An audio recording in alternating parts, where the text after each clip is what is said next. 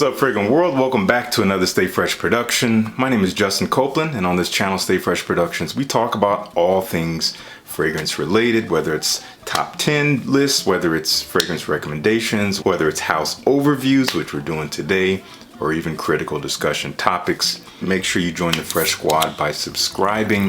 Today, it costs you absolutely nothing, and you can always change your mind later. And today, we're talking about a brand new fragrance collection from a relatively new house called Panouge, and they have a new collection here that they call, I'm going to totally butcher this, so Matières Libres. That's what it's called. I need to work on my French pronunciation because I cannot say that for the life of me. So we have 4 fragrances here, as you're going to see here on screen, and we're going to talk about them in order and what I believe to be how they work through the seasons: spring, summer, fall, and winter.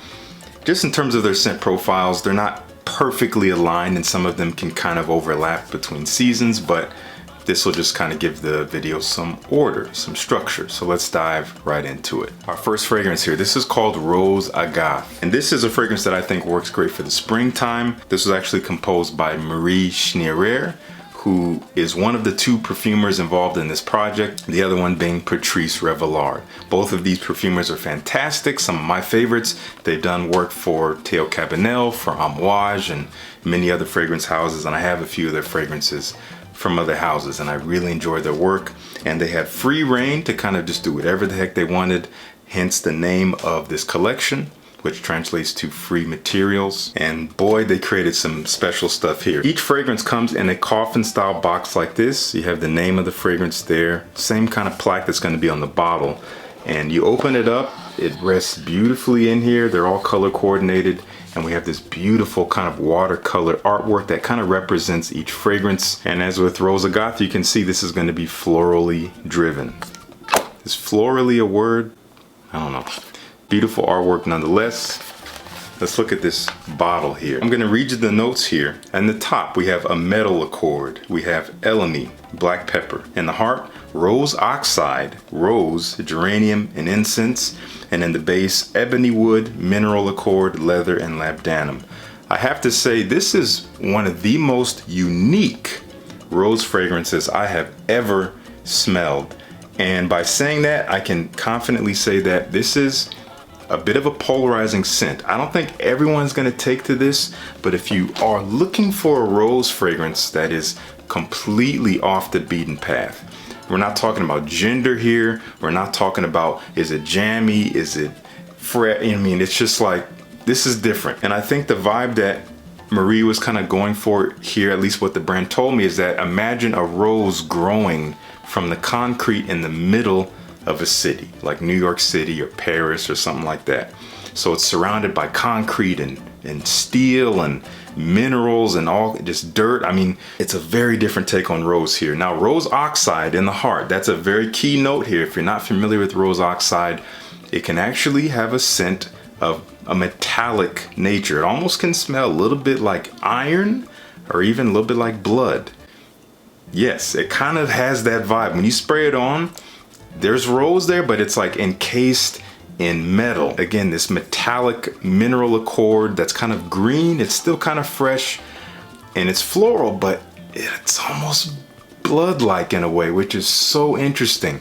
And it's one of those scents where I smelled it and I was like, what the heck am I smelling? I didn't know if I liked it, but I could not stop smelling it. As it starts to dry, the metallic nature, the sharpness of it, it kind of fades away a little bit, it smooths out, and it actually gets a little bit sweeter as it dries down. Never smelled a rose fragrance like this. If you are looking for something different with rose, this is one to check out. I think Marie did fantastic work here. Again, I think this is great for the spring. I feel like you got to dress this up. It's a little bizarre. You have to dress this up, otherwise I think it's gonna wear you. But there is a beauty to it. There is this kind of subtle beauty behind the metallic, slightly bloody rose that you're wearing. Very different. Again, that's Rose Agave. All right, up next we have Patchouli Figue. Same kind of coffin style, but different colors now, obviously. We open this up, and what do we see? We see a patchouli leaf, and we see a fig fruit. That's a lot of what we're dealing with here. I love this artwork. This is also composed by Marie Schneider, so the final two will be by Patrice Revillard. And I talked about this recently in a video I did of sensual summer fragrances. You can check that out here. This is mouth-watering. I'm gonna read you the notes for patchouli figue. In the top we have fig leaf, rhubarb, and pear. That pear does come to play here. In the heart we have fig milk and jasmine, and in the base it totally turns here. Patchouli, cocoa, amber, and cedar. So it starts off quite bright, sweet and fruity. That fig and that pear are really playing well together. The fig leaf kind of lends a little bit of this greenness, and that fig milk does kind of add a creamy nature to the scent that fills it out. So it's bright, but it's kind of thick. But as it dries, and that I think the fig milk plays a great role because it kind of helps with the transition from bright to dark. You have that kind of creamy center pulling the scent from here to there. That cocoa and that amber come into play, giving it a bit of this kind of warm, sweet, slightly dusty, chocolatey nuance with that patchouli, which is thankfully not too in your face, but it's there. You do have to love patchouli. It's totally there, but it blends so well with this bright fruitiness that's creamy. It's just a beautiful blend, and honestly, if you're asking me, it's nothing I've really smelled before. So I do think this is a great one for the summer. It is quite thick, so I think maybe, as I said in that video, I would not recommend it for the highest heat, like middle of the day. I think it is a beautiful summer night scent. It is quite sweet and fruity, so some people might say it leans feminine. I think it's quite unisex. You just gotta like sweet, juicy, fruity, but warm and kind of sensual fragrances. Who doesn't like that? That is patchouli figue. Okay, up next, a fragrance that I also talked about in an alluring fragrances video I did a while back. I don't think a lot of you saw that. This one is called Absinthe Gayak. And I think this is currently my favorite. It was my favorite by a wide margin for a while, but the others have kind of creeped up because I've really spent the past month or so with each of them, and I've kind of appreciated each of them more and more. So inside the box, what we're looking at here is Artemisia and Violet, if I'm not mistaken. So those are two definitely main components here. And as you can see, we got this beautiful green juice here. Again, this is Patrice Revillard. I'm gonna give this a spray, and then I'm gonna read you the notes for this, again, very unique fragrance here. Oh my gosh. So in the top, we have violet leaves and absinthe. In the heart, we have rose, nutmeg, and leather. In the base, we have amber, gayak wood, patchouli, musk, and vetiver. So how this comes off, it is definitely that fresh and slightly metallic green quality that you get from violet leaf. It will kind of remind you of its presence in something like Fahrenheit. It's fresh, it's kind of cold, and that Artemisia adds this interesting kind of sweet herbaceousness in there that could be a little bit boozy, but not really. The leather in the heart is soft and supple, and the leather violet leaf combo again might kind of remind you of Fahrenheit. This does not smell like Fahrenheit, don't get me wrong. There's something quite sweet and mouth-watering in here, but not in a fruity way. Amber, I believe, is playing a major role here in that sweetness and that warmth that is kind of emanating from below. So you do have this beautiful duality of kind of cold and warm happening together, similar to what we saw in patchouli figue. And it does have some legs with patchouli, with that musk, with that vetiver. That woody, musky base is really going to help it stick around a while, and it makes it quite alluring. Like I said in that video, if you saw it, you're a real one. But I am really loving this. And in order here, we're talking about the autumn. I think this is a beautiful autumn scent, day or night, man or woman, or anything in between.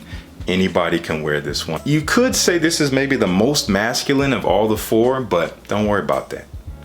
Check it out. One thing I want to mention is that they do have samples on their website. You can buy the sample set for free. You just pay the cost of shipping, which is pretty dang incredible. So that's Absinthe Gayak. And finally, for the winter, this could be fall or winter, maybe even spring, but it is kind of the thickest and maybe the sweetest of all of these fragrances. This is called the Tura Amaretti. Again, created by Patrice Revillard. There's our color scheme. We open it up. And what do we see? We have the tura flower, which is a white floral that is a little bit less used than the others like jasmine and tuberose and neroli and all that. And then we have what I believe are supposed to be biscuits, because there is a biscuit accord in this. This is a delectable fragrance. Let me take this out of here.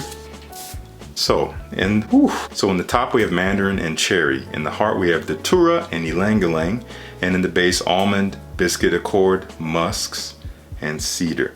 When you first spray this on, it is definitely sweet and cherry-like, and it's creamy from that almond. Definitely get that white floral vibe. I'm not super familiar with the tura, so I couldn't tell you how it's different from something like jasmine. When I first smelled this fragrance without looking at the notes, I detected, and as I wrote down, I detected something sweet and cherry-like, maybe almond, and definitely something like jasmine. That's what I wrote down. In fact, you can see I take notes for everything that I test. You can see what I wrote there, that first sentence there. So that's what I thought I was smelling. Then I looked at the notes and I realized, okay, I got part of it right, but there's no jasmine. It's actually the tura, which again is kind of a slightly indolic white floral, but nowhere near as earthy or as powdery or as dense as jasmine can be, at least not in this composition here. But the thing to note about the tura is that it's actually a fantasy note, because all parts of the plant are actually extremely poisonous, so I don't think you even want to touch the dang thing. It's known to have a very sweet and narcotic scent to it, and it does play a beautiful role that is kind of intoxicating, I gotta say. Very intriguing, very elegant. You gotta love kind of this cherry almond vibe with sweet creamy cherry. There's sweet florals in there, but there's an edge to it, almost a slightly dirty edge, which I think is that Tura accord. The biscuits I can't really speak for. It kind of gets warm. Maybe it gets a little bit less sweet as it dries. I maybe have to spend some more time with that on the skin. I haven't been wearing this a ton lately because it's been pretty hot. I think this is again a great winter scent.